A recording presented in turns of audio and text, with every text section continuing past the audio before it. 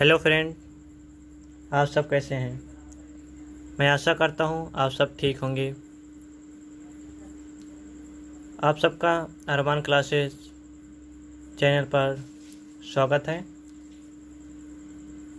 सबसे पहले मैं यह बताना चाहता हूँ कि अगर आप हमारे चैनल पर नए हों तो हमारे चैनल को सब्सक्राइब करें।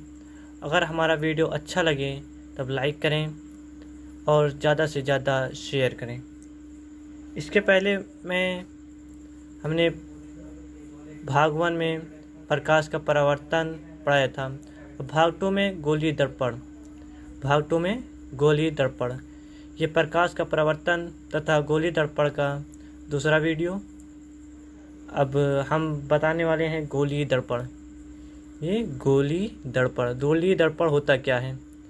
तो गोलीय दर्पण होता क्या है मैं ये बताने वाला हूँ। तो गोलीय दर्पण सुनिए आप लोग।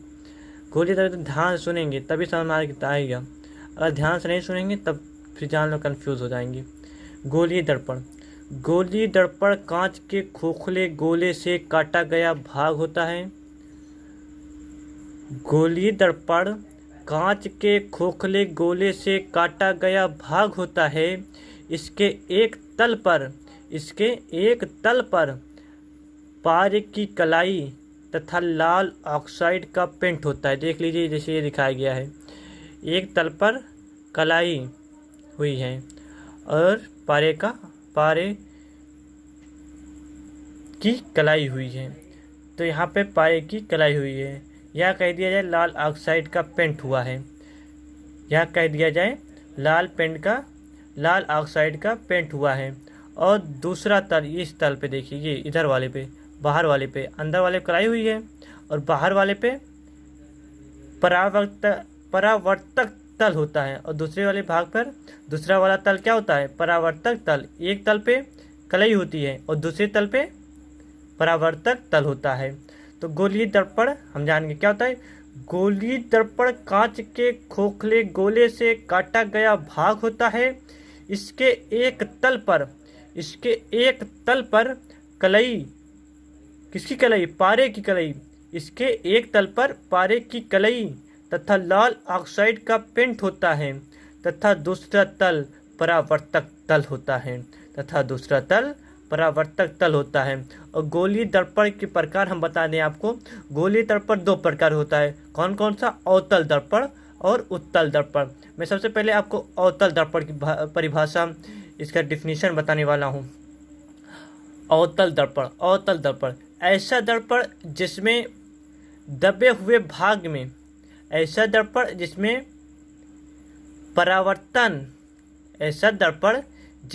परावर्तन दबे हुए भाग में होता है। ऐसा दर्पण जिसमें परावर्तन दबे भाग में होता है और उभरे हुए भाग में कलई होती है। अवतल दर्पण कहलाती है। जैसे यहाँ देखा है अवतल दर्पण, ये है, देखिए अवतल दर्पण ये बना हुआ है। क्या बना हुआ है? अवतल दर्पण। यहाँ देखे लिखा गया है, ये देखिए अवतल दर्पण। मैं जूम कर दिया हूँ, अब ध्यान से देखिए। यहाँ पे हुआ है अवतल दर्पण। तो क्या हुआ है? ऐसा दर्पण जिसमें परावर्तन दबे हुए, देखो यहाँ दबा हुआ भाग है ये, और इधर वाला उभरा हुआ, देखो ऐसे उभरा गया है। तो दबा हुआ भाग में परावर्तन होता है। परावर्तन कहाँ होता है? दबे हुए भाग में। और उभरे हुए भाग में क्या होता है? कलई की होती है। और इसे क्या कहेंगे? अवतल दर्पण।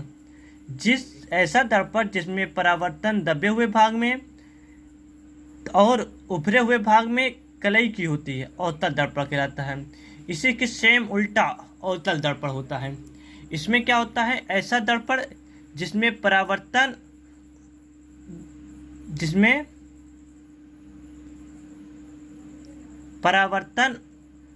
उभरे हुए भाग में होता है। ऐसा दर्पण जिसमें परावर्तन दबे हुए भाग में होता है। ऐसा दर्पण जिसमें परावर्तन उभरे हुए भाग में होता है। दबे हुए भाग में नहीं, उभरे हुए। दबे वाले भाग में तो अवतल दर्पण वाली बात हुई थी, इसमें उभरे हुए भाग की होगी। उभरे हुए भाग में परावर्तन होता है और दबे हुए भाग में कलई की होती है। दिख रहा है आपको, इसमें ये चित्र बनाया गया है, ये है, यहाँ कलई हुई है। तो ये उत्तल दर्पण में क्या होता है? ऐसा दर्पण जिसमें परावर्तन उभरे हुए भाग में होता है, परावर्तन इस हुए भाग में हो गया, तथा दबे हुए भाग में कलई की होती है। ऐसा दर्पण क्या कहलाता है? उत्तल दर्पण कहलाता है। अब हम इसके बारे में कुछ डिफिनीशन, जैसे गोलीय दर्पण से संबंधित कुछ महत्वपूर्ण परिभाषाएं, इसका चित्र ये बना हुआ है। तो हम इस टॉपिक में हम बताने वाले हैं वक्रता केंद्र। क्या बताएंगे? वक्रता केंद्र।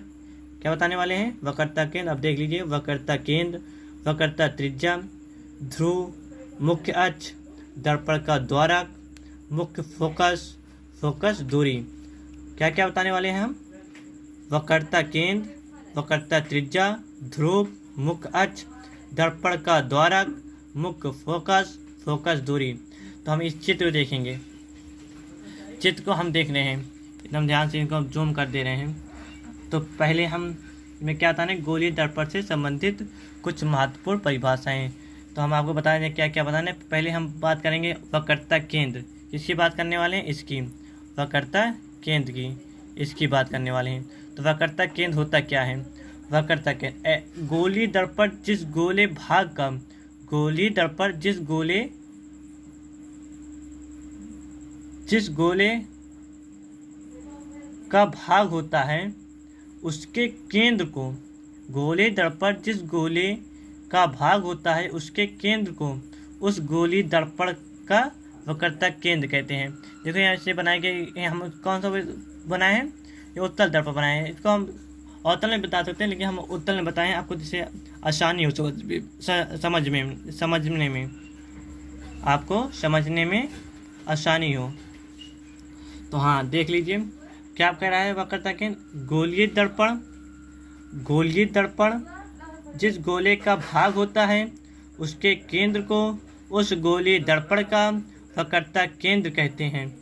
ये देख लिए, इधर उत्तल दर्पण बना हुआ है, यहाँ हम डैश कर दिए हैं, थोड़ा गलत हो गया था, लाइन सीधी कर दी थी मैं, देखो अब डैश कर दिया गया है।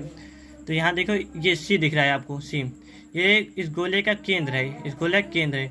अब इसी को हम क्या बोलेंगे? गोलीय दर्पण जिस गोले का भाग होता है उसके केंद्र को उस गोलीय दर्पण का वक्रता केंद्र कहते हैं। या इसी को क्या कहेंगे? वक्रता का। इसको किससे डिफाइन करते हैं? सी से। अब वक्रता त्रिज्या की बात करने वाले हैं। गोलीय दर्पण जिस गोले का भाग होता है उसकी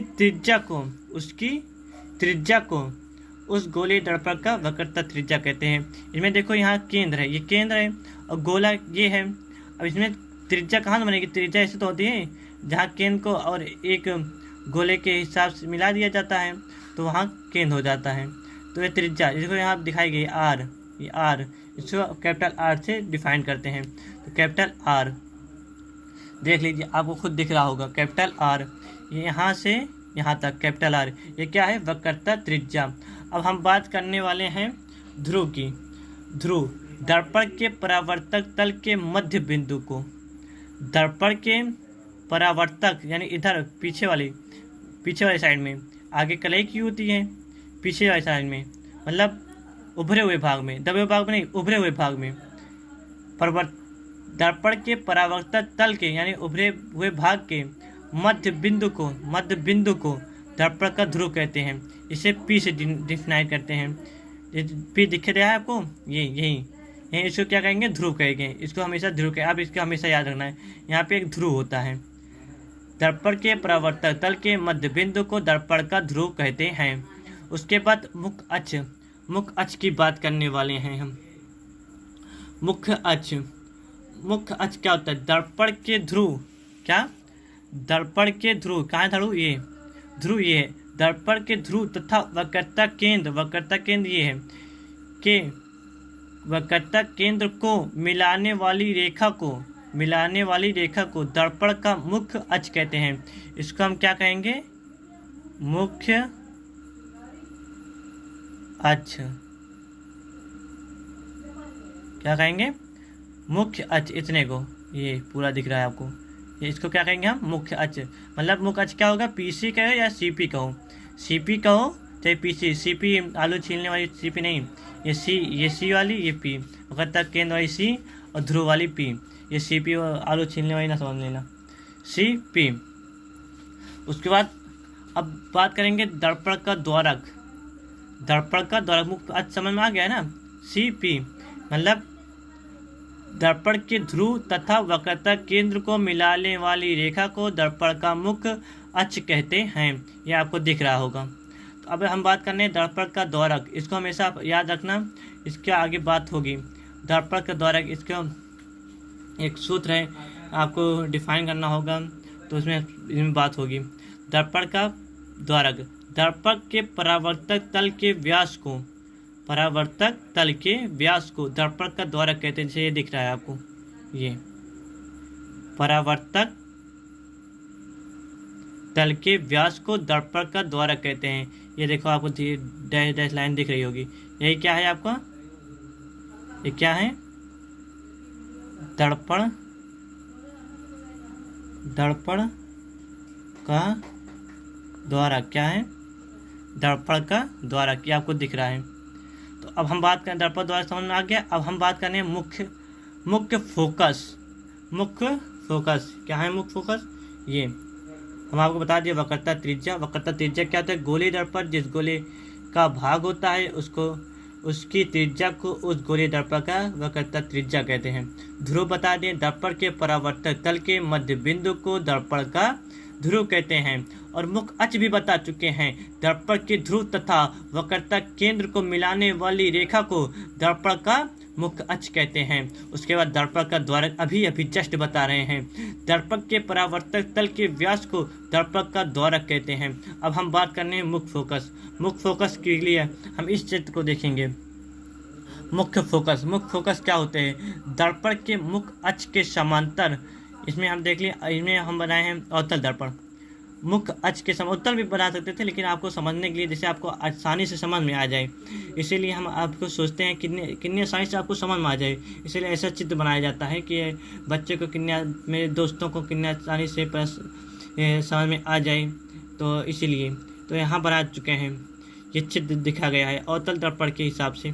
तो मुख्य फोकस, दर्पण के मुख्य अक्ष के समांतर, मुख्य अक्ष, ये मुख्य अक्ष है ना, यहाँ मान लो C होगा, यहाँ C होगा, गोला है, ये गोला ऐसे जाएगा, ऐसे खूब बड़ा सा, तो यहाँ गोला ऐसे होगा खूब बड़ा सा, तो यहाँ केंद्र C हो जाएगा, वक्रता केंद्र।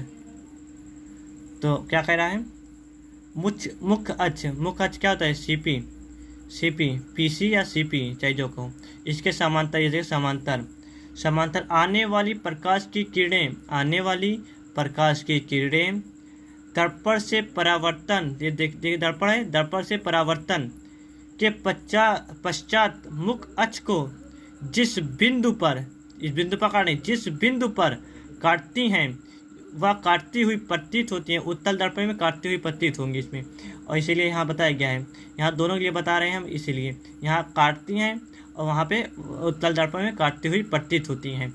उस बिंदु को दर्पण का मुख्य फोकस कहते हैं। यहाँ देखो, प्रकाश की किरण आई, दर्पण से परावर्तन हुई, परावर्तन होने के बाद मुख्य अक्ष को जिस बिंदु पर काटी उसको क्या कहेंगे, मुख्य फोकस। ये क्या है, मुख्य फोकस, इसको क्या बोलते हैं, मुख्य फोकस। हम हिंदी में भी लिख देना, इसको F से डिफाइन करते हैं, मुख्य फोकस। क्या कहेंगे, मुख्य फोकस, क्या कहेंगे, मुख्य फोकस। अब हम बात करने वाले हैं आखिरी परिभाषा, फोकस दूरी। क्या बात करने वाले हैं, फोकस दूरी।